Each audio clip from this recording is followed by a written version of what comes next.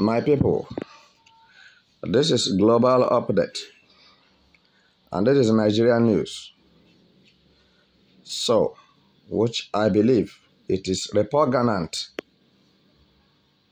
to every other part of Nigeria. Sokoto in kiosks. This is our spotlight this moment. The news that is coming on our decks this moment is highlighting us on how Sokoto riot escalated into something else to the extent that Nigerian soldiers and police could not be able to control it. And now it has degenerated into a different thing altogether. And what actually caused the mayhem going on in Sokoto, as I'm talking with you now, is because of the death of the Emir of Sokoto, who was attacked by the bandits or terrorists after he had paid the ransom that they needed from him, as the bandits kidnapped or abducted the Emir and his son and his brother. So after these bandits have collected some huge amount of ransom, still they did not spare the life of the Emir. And this have gotten Sokoto indigenes angry to go into protest. And that protest out of anger because of the way Nigeria police and soldiers want to control them. It is not how it's supposed to be. Then it turns to be another thing. But let's look at something very important. Why should Emir be killed? Why should Emir be killed after collecting ransom? Why from the first place should Emir and his son and the brother be kidnapped? I'm talking this based on, I'm very sincere and I'm very straightforward. I'm not tribalistic. I'm somebody who loved peace and harmony. So,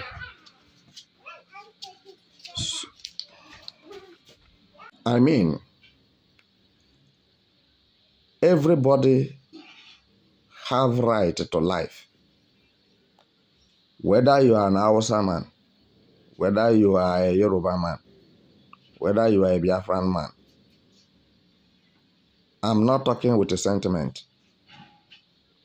I'm very serious. So, why should this happen? Permit me to air my view or my opinion to this issue. I want to tell you, those who are listening to me this moment, you should nip it on the board that Nigeria can never become together again, and Nigeria will never be one. I'm talking to Yorubas and Hausas because Biafrans have gone. You know the reason why I'm saying what I'm saying. In democracy, this type of silly attitude is taking place. Somebody kidnapping somebody, killing somebody, collecting ransom. And the government of the day was powerless. How do you attribute this to? Will you say that the president of Nigeria is a weakling? Do you say that the president of Nigeria is deliberately doing this?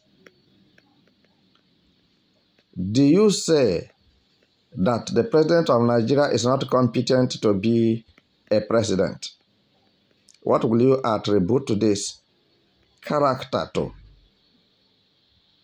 Because now, the Emir have died.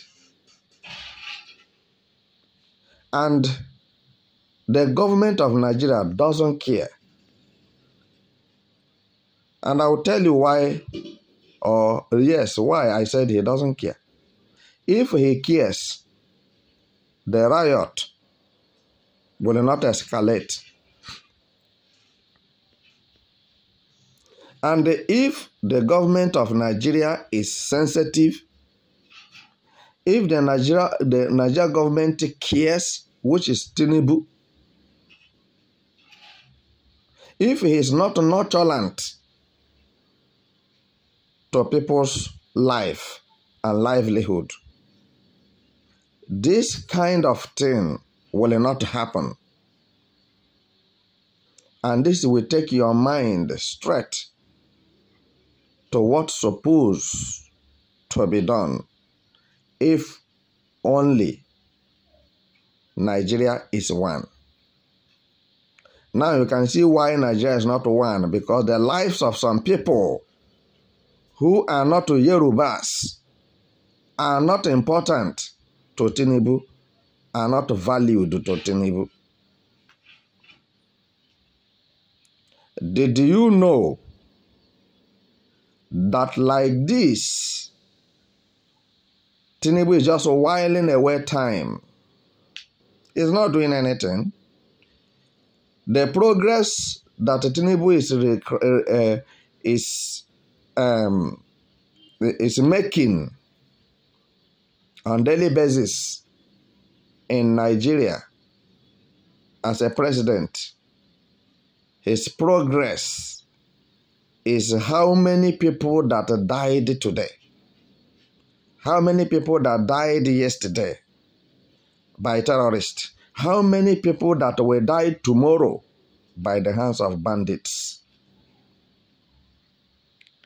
It is not paining him, because those people dying are not his tribe, are not his language speaking. So, honestly speaking, if you have sense, you must understand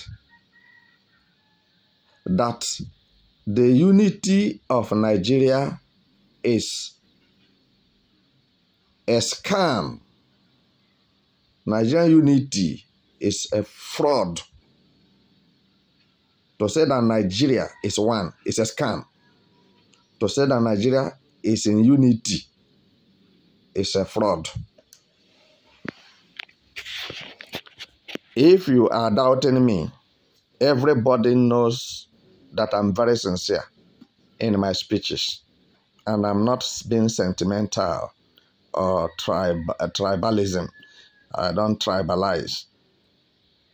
Watch very well what Tinubu is doing in Aso Rock. It's only Yoruba people. He gathered in the head so that he can continue what he is doing without interruption and without anybody challenging him, because the military of Nigeria is in his hand. The police of Nigeria is in his hand. So, all the police in Nigeria, all the militaries in Nigeria belong to Yorubas. They are there to protect Yorubas. Not any other language, not any other tribe in Nigeria. So your mind should tell you that if this is the case, everybody must carry gun. Everybody must be armed for self-defense because self-defense is not a crime.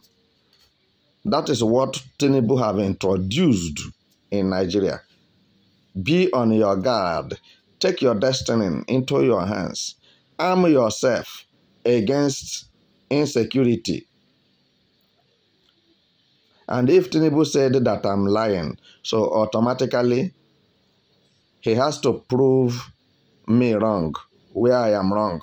And if anybody said what I'm saying is not truth, let the person come out and prove me wrong. You can pencil down your comment on the comment section. I will see it and I will know what exactly you mean and what do you want me to say to this issue, because this is a national issue. We are discussing about a national issue. We are talking about a national issue. And if you concur with me, which means Tinubu is the one watering terrorism, fertilizing terrorists, funding bandits in all ramifications. Remember that those who have died will not come back to this world again. And it's not that their God decided to take them away, but their fellow human being, for no reason. Only reason is that Tinubu want to make more money, and Tinubu want every crane and corner of Nigeria to bow down to him. Tinubu want to make sure that the whole Nigeria, every crane and corner, is filled with Muslims and Fulanis. So, when you watch very well, you will see that he has orchestrated evil. But I'm trying to let you know that once bitten, twice shy. Hausa people have decided